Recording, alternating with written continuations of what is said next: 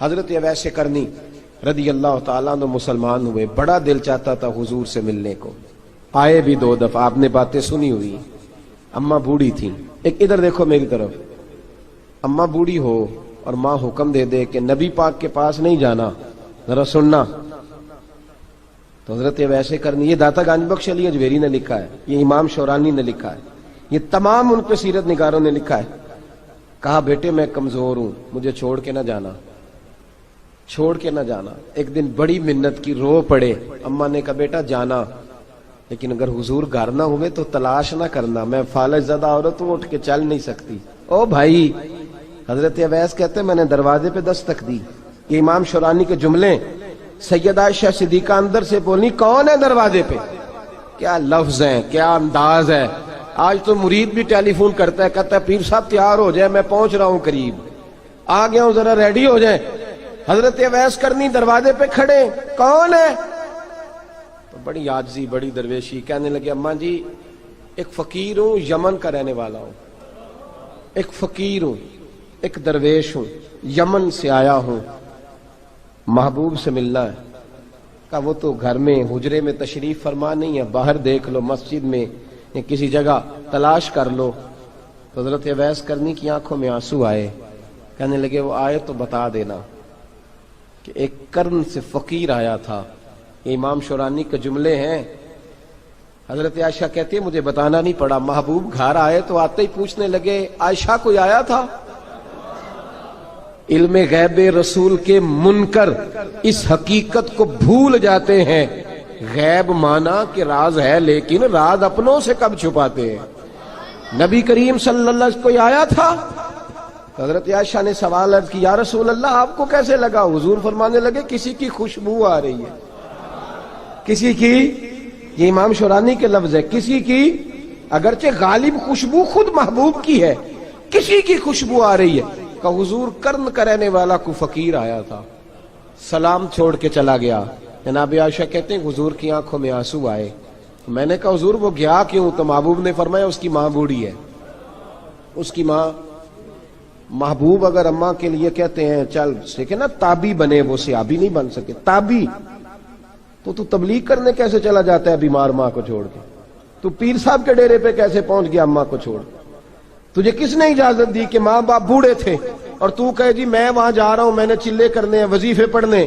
بھئی جب حضرت اویس کرنی اعلیٰ حضرت امام اہل سنت رحمت اللہ علیہ، آپ نے لکھا ہے کہ وہ جو محبوب کا فرمان ہے نا بخاری مسلم میں، رضا اللہ فی رضا الوالد، فرمایا جس کی والد راضی اس کا اللہ راضی، اور جس کا باپ ناراض اس کا، اعلیٰ حضرت فرماتے ہیں 100 ولی، ایک جگہ پہ فرماتے ہیں 1000 ولی ایک طرف بیٹھ کے کہہ دینا کہ یا اللہ اس بندے کو بخش دے، اور اکیلا والد کہہ دینا یا اللہ میرا نافرمان ہے نہ معاف کرنا، تو فرمایا اللہ اس 100 ولی کی نہیں مانتا، والد کی بات مانتا ہے۔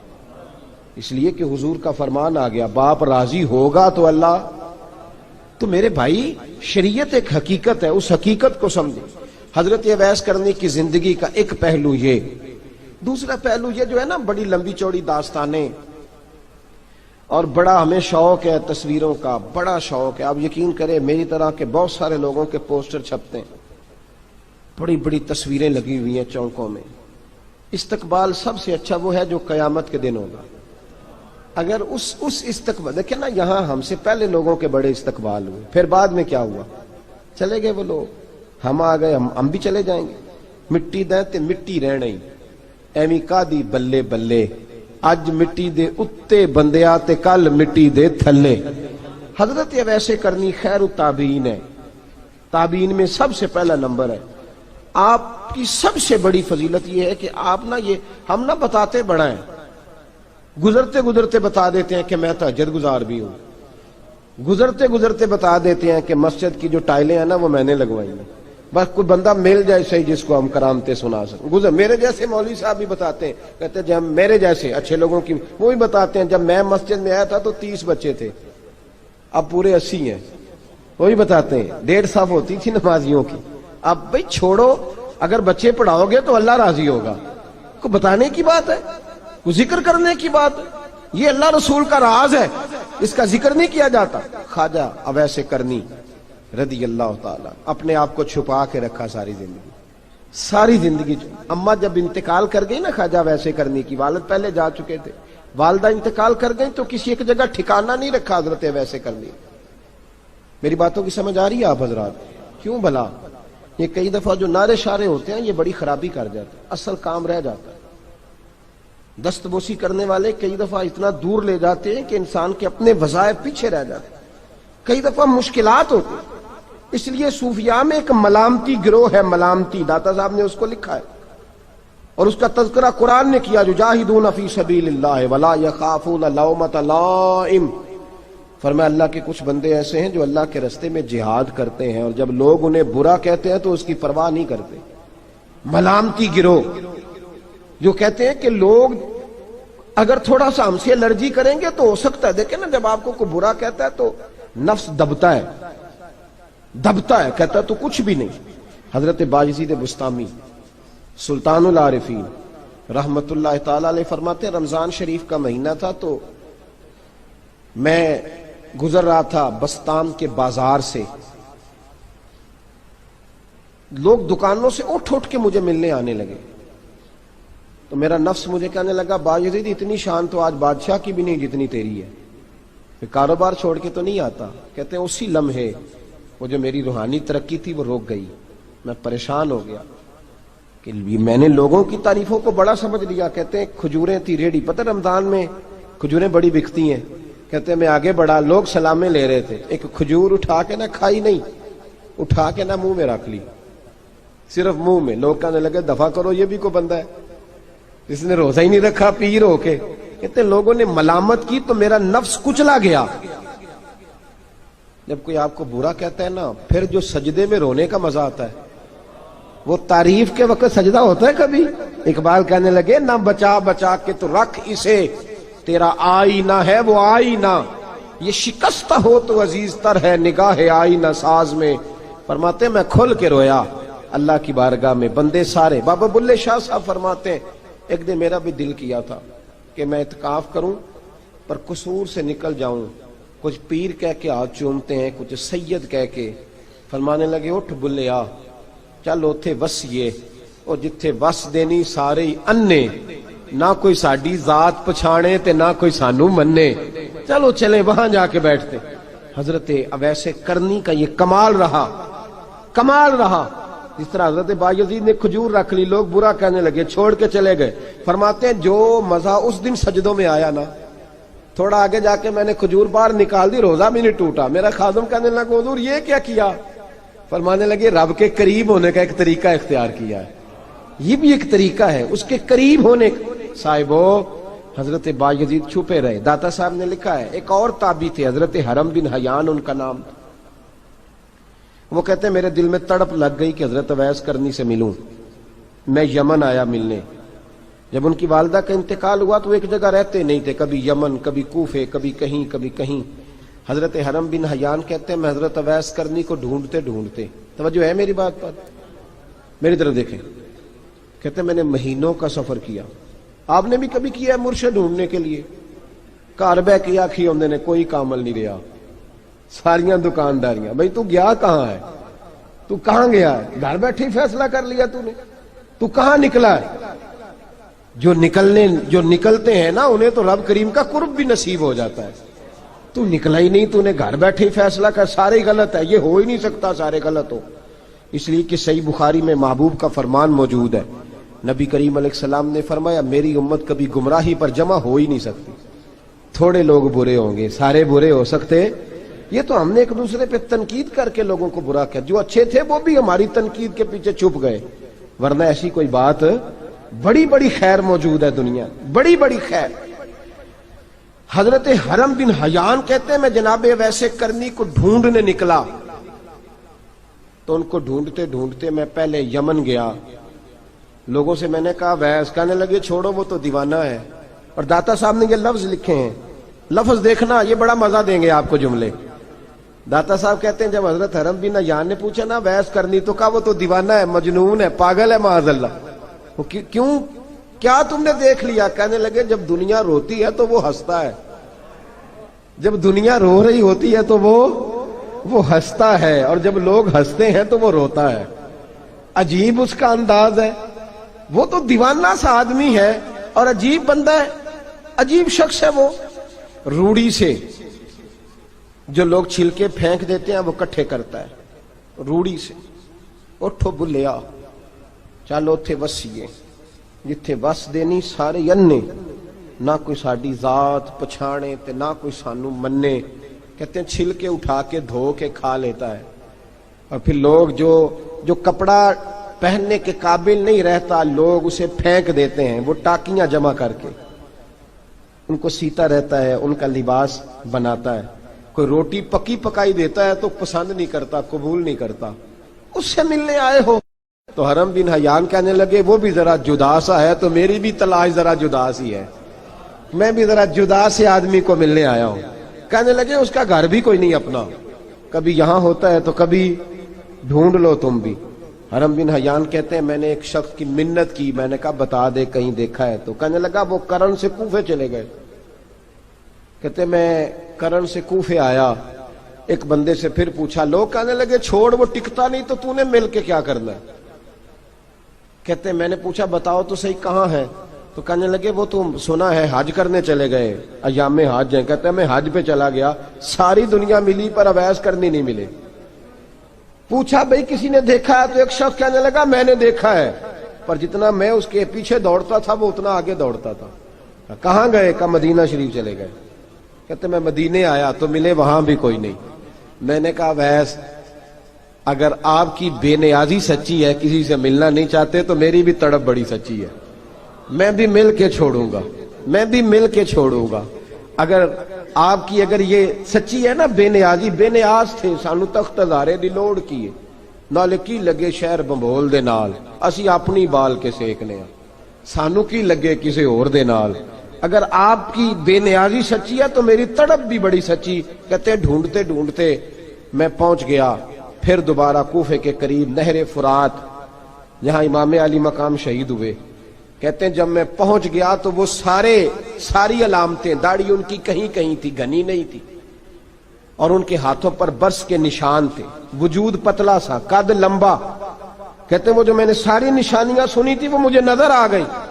وہ نہر فرات کے کنارے وضو کر رہے تھے. جب وہ وضو سے فارغ ہوئے تو چہرہ ابھی پانی کی طرف تھا.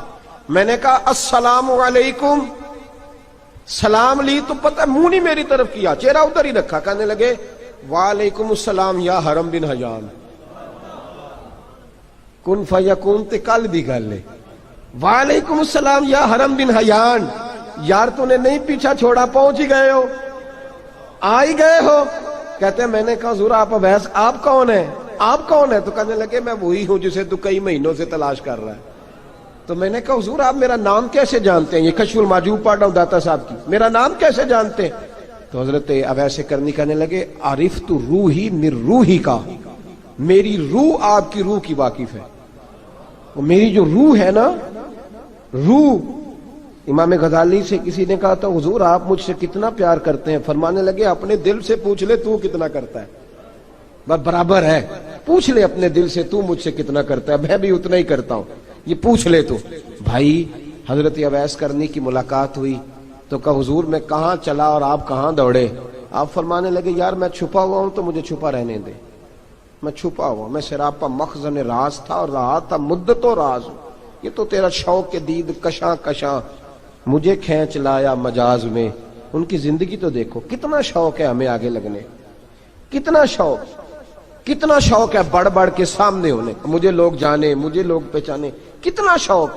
لیکن وہ دوڑتے تھے لوگ ہمارے قریب نہ آئے. حضرت حرم بن حیان کہتے ہیں میں چند گھڑیاں رکا تو مجھے کہنے لگے جا یار تو کوئی کام کر اور مجھے بھی اپنا کام کرنے دے. تو میں نے کہا حضور آپ کیا کریں گے؟ فرمانے لگے گناہ بڑے لمبے ہیں، ذرا معافیا مانگوں گا اپنے رب سے، میں اس کی بارگاہ میں استغفار کروں گا، مجھے ذرا ریت پہ سجدے کرنے دے، تو جا، مجھے شوق نہیں، تو چلا جا. حضرت حرم بن حیان کہتے ہیں میں نے کہا حضور میرے لیے دعا کر دیں. تو جناب اویس کرنی نے ہاتھ اٹھائے، کہنے لگے یا اللہ میری اور اس کی ملاقات جنت میں کرا دینا، میری اور اس کی ملاقات جنت میں کرا دینا. یعنی یہ بھی کہہ دیا کہ اب دنیا میں دوبارہ ملاقات نہیں ہوگی. کہتے ہیں میں یہ بولنے ہی لگا تھا، کہنے ہی لگا تھا کہ حضور یہاں نہیں ہوگی، تو کہنے لگے چپ کر، جب جنت کی بات جو کر دی ہے ہو گئی بات، اب اتنی دور تک تجھے کہہ دیا تو اب تو یہاں پھر دعا کی بات۔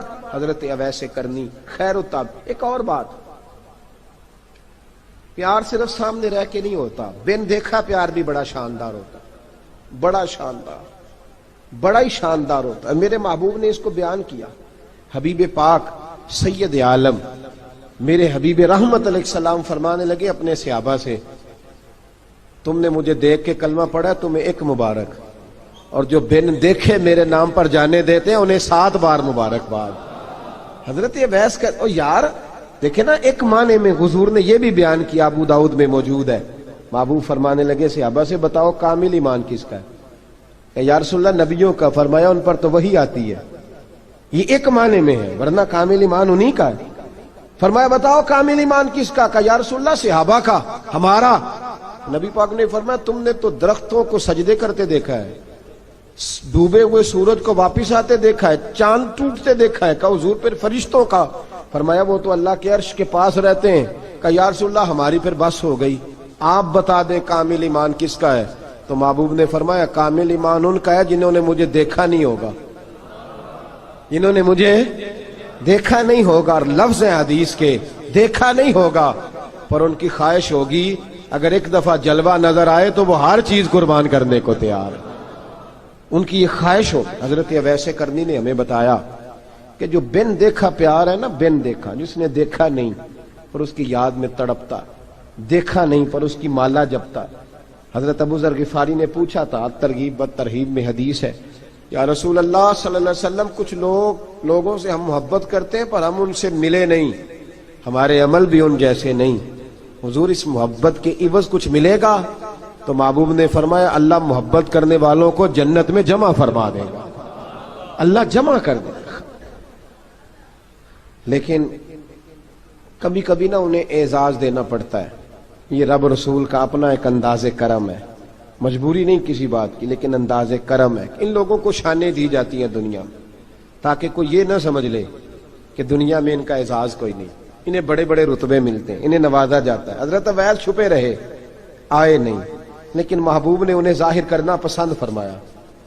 نبی پاک نے ظاہر کرنا تو اگر محبوب ہی ظاہر کرنا پسند کرے پھر ہو جانا چاہیے، پھر ظاہر اگر وہ پسند کرے تو پھر ظاہر جیم جان دا کچھ وسا نہیں ہوں، جان یار نو دے تے شاد ہو جا، اس سے دل دے ہیں فساد سارے، دل دلبر نو دے تے آزاد ہو جا، جو رکھے آباد تے رو وس دا تے جدوں کرے برباد برباد ہو جا، جو رکھے آباد تے رو وس دا تے جے کر کرے برباد برباد ہو جا۔ بلکہ میں کہا کرتا ہوں وزن نہ بھی بنے تو شعر یوں ہونا چاہیے، جے کر کرے برباد تے چپ کر کے برباد ہو جا، شور نہ کر، خاموشی سے ہو جا۔ حضور نے ظاہر کرنا پسند کیا تو خود نبی کریم علیہ السلام نے بلایا۔ توجہ ہے میرے بھائیوں، بس بات سمیٹ رہا ہوں، مضمون مکمل ہو گیا۔ اللہ کے حبیب تو دور رہ کے پیار کر، تحفے تیرے گھر خود پہنچ جائیں گے، شرط یہ ہے کہ تو پیار کر اور فرما برداری کر۔ نبی رحمت صلی اللہ تعالی علیہ وسلم نے مولا علی شیر خدا اور حضرت عمر فاروق، بندے بھی حضور نے وہ چنے جو سرخیل ہیں دونوں، مولا علی فاروق اعظم امیر المومنین، دونوں کو بلایا اور بلا کے فرمایا یہ میرا جبہ لے جاؤ اور میرے بعد، میرے وصال کے بعد وہاں جانا کرن میں تمہیں اویس ملے گا، اسے میرا جبہ دینا۔ اور دیکھو کیا خوبصورتی ہے لفظوں میں، یہ بات ان کی شان کو کہاں سے کہاں لے گئی۔ محبوب فرمانے لگے اسے کہنا میری امت کی بخشش کی دعا کرے، اسے کہنا میری امت کی بخشش کی۔